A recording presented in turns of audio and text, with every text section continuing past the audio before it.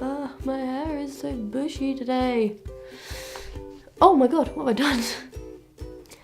Hi, I'm Ellie, and I've never really done this whole YouTube face to camera. I said I wouldn't do this, I'm just gonna done it. This is actually my first time ever talking to a camera, minus the 100 billion practices I did beforehand. So that's kind of scary, and I've never done YouTube before, so that's even scarier that people are gonna be watching this. Hopefully people are going to be watching this. Hopefully I'm not one of those people that doesn't get any views. That would be really sad.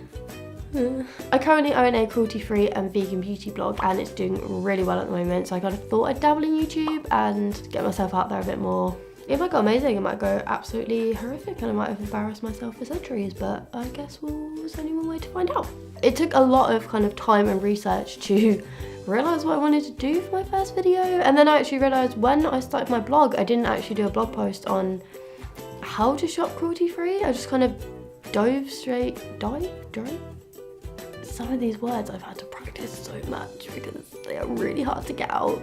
A lot of people come up to me like, oh, I've bought this and it's cruelty-free, and I've bought that and it's cruelty-free, and you kind of, if you've done your research, you kind of know it's not cruelty-free. It's actually quite difficult to shop cruelty-free. I think you do need some kind of hints and tips on how to do it, and hopefully some of you will take it on board, which would be really nice. I'm completely basing this off how I shop cruelty-free and how I've read on kind of blog posts and reviews and a couple of YouTube videos how they shop cruelty-free as well. I think they're quite useful tips. I don't want to hurt bunnies, I don't want to hurt dogs or cats or rats or anything, it's horrible, no. Oh, what is going on here? I'd say the first one would be to kind of know the brand that you're shopping with. So if you find a favourite brand or kind of brand that you're interested in, then you need to go ham on research. Like, I'm talking balls deep in research. Companies are so sneaky and snaky and slimy and all that malarkey when they're claiming they're cruelty-free and they're not actually cruelty-free. If I found a brand that I was really interested in and kind of wanted to know more about, and I wanted to buy something from them but I didn't really know what their ethical standards were like, I would go onto their About Me page on their actual website and have a little read, and if it doesn't say in there that they're certified cruelty-free, then maybe go on the FAQs, and in FAQs there'll be one question that is literally, are you cruelty-free and vegan, or is it suitable for cruelty-free and vegan, or something along that lines. Sometimes it's like, yes, we're 100% cruelty-free, and then the other times it's like, we're kind of cruelty-free, we're kind of vegan, but not completely. And if they can be a bit blunt in the answers, and if they're not like satisfactory for you, you can email the company, because there'll be like an email address in the contact us, and you can email them and give them a list of questions. Like, I always give them a list of questions. I wouldn't tweet or Facebook them because they don't always reply to that. You're talking to a PR person rather than customer services, who will help more. Some companies are really good and they'll give you it in a couple of days or the same day, and I've had companies that do that before, and it's awesome. There are companies that take ages to reply, like I'm talking months, and it's like, oh. I actually think I put more research into what makeup and beauty products to buy than I ever did any university project ever. There's kind of 6 questions that I base my emails around, and I think the first one would be, are any of your products tested on animals during the production process? Are any of your products tested on animals after? Do any of yours contain any animal product? Do you conduct any third-party testing? I'll explain what that is later in the video. Parent companies, oh, this one rattles me so much if they're owned by a parent company, and I'll explain what that is later in the video as well. And do they sell in China? They are my main questions that I ask, and if they kind of pass all them, then I'm like, oh, awesome. But then sometimes they can be a bit blunt in their replies. Like, I've had ones that have just said like yes, no, so I haven't really shot with them because I didn't really trust them. I like the companies that are more like chatty and want to get involved and want to tell you about how they're cruelty-free and how they're vegan and yada yada yada, like, rather than blunting me off, because I lose all complete interest in that. I don't know what, my hand is bendy. I'd say my second piece of advice would be look for logos. There's kind of 3 brands that you should trust, which is Leaping Bunny, PETA-ish, and CCF.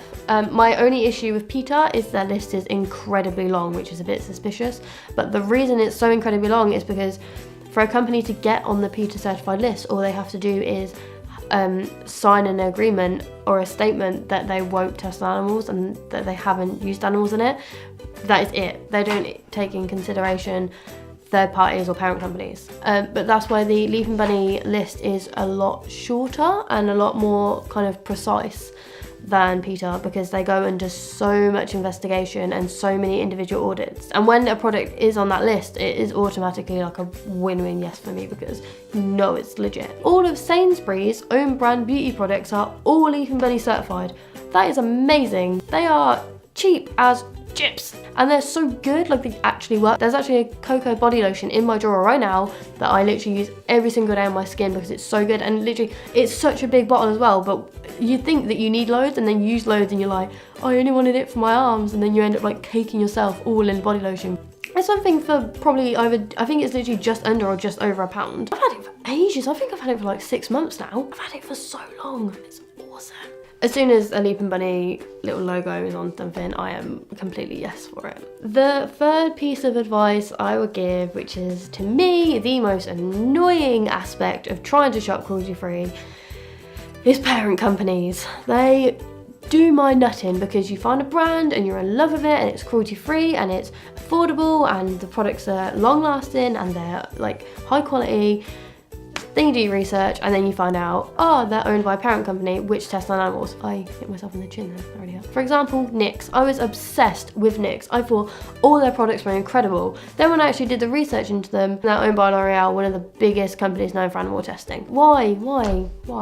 There's two ways you can see parent companies. You can kind of see them as a good thing or a bad thing. I see them as a bad thing because the way some people see it as a good thing would be you're choosing to shop cruelty-free and you're putting more money into the cruelty-free company than you are the one that tests on animals. To me, I see it as no matter where you're spending money, whether it's this cruelty-free company or it's a not cruelty-free company, all the money's going back to the parent company, which is not cruelty-free. I absolutely fell in love with Too Faced. I did a whole blog post on how much I loved the Too Faced basic products. Like literally 2 weeks later, they got brought by Estee Lauder. I haven't bought anything from Too Faced since because I don't want to fund a company that tests on animals.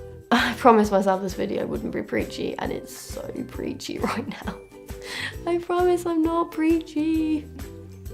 My bad. Fourth bit of advice I have is third-party testing.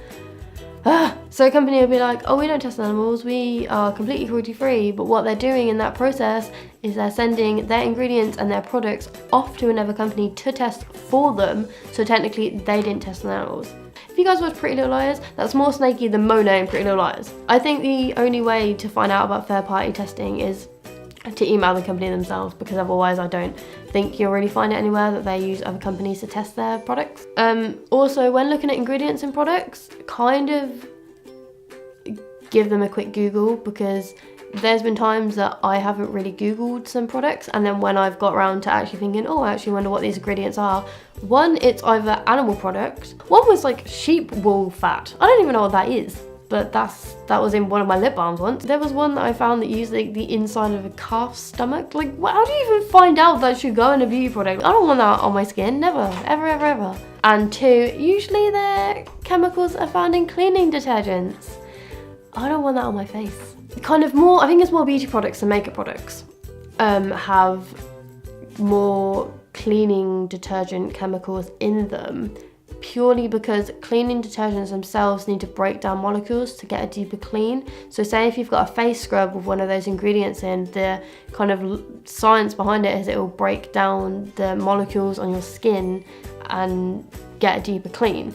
The logic is there, it makes sense, but why would you want to put something that's in bloody industrial strength cleaner on your face? I wouldn't want that, I would never want that. The fifth bit of advice I have is, if you're going to shop for a company, find out if they sell in China, because that is a big thing. That Chinese law requires any imported beauty or makeup products, including hair dyes, teeth whitening kits, sun creams, tans, makeup, to be tested on animals, which is so messed up. I still don't know why they do that. But one thing to remember is Hong Kong doesn't count. That is like a big thing, because it's not classed as mainland China. So if a company ships to Hong Kong, they are still cruelty-free. Another thing I also didn't know until researching for this video is it only counts that it has to be tested where required by law if it's sold physically in the country.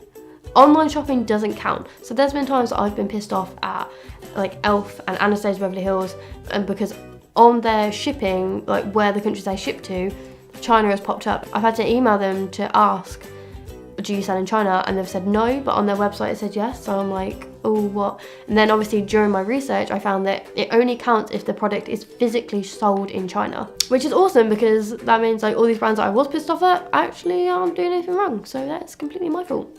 They're not doing enough research, so shame on me.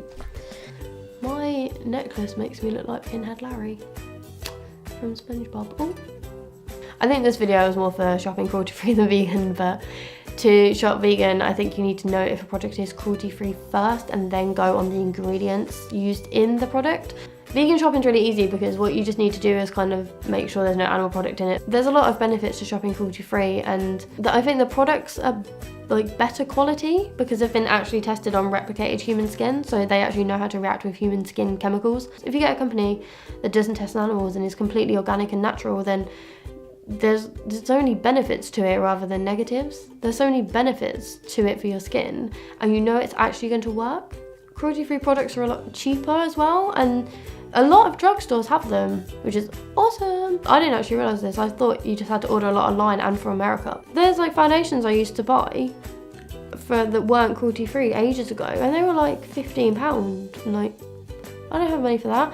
I brought a Barry M one the other day that was £6. You get high-end ones like Anastasia Beverly Hills, but I think you're paying more for the name than the actual product, but trust me, the products are good. I cannot live without my Anastasia Beverly Hills highlight palette. I can't. It's just, oh, it's bae. I actually think they last longer because the product is legit, so you don't have to keep like caking it on or topping it up. When I put my foundation on, I only put it on once and I don't touch it for the rest of the day, and when I take it off at the end of the night, it's still there. Obviously the ethical standards are there, you're not hurting any like cute little bunnies and all of that, so that's also like, that's like the biggest thing. I don't want to be hurting any animals in the process. So I think that's kind of, I'm not too sure what this was. I kind of just really hope that I've clarified up how to shop cruelty-free and vegan for you guys. Maybe the steps are a bit clearer now, maybe you'll take it on board, maybe you won't, who knows? Let's just see how it goes. I really didn't want this video to come across as really preachy, and it did, I think. So that's my bad. I don't know if this went really, really well or really, really bad. I'm just gonna have to wait and see when it comes to it. If you guys have any hints or tips that you've picked up over the years of how to shop cruelty-free and vegan, then kind of let me know in the comments below. This is really weird because I'm just pointing at my kneecaps. There is a guy also outside my window, very obviously staring at me, so I should probably go. I will also link my blog below and my Instagram page and my Twitter and Facebook and all the other social media. But if you guys want to check that out, then that'll be absolutely perfectly acceptable, and I would love that very, very much. I hope you guys all have a lovely day today, doing whatever you are doing. So yeah, bye.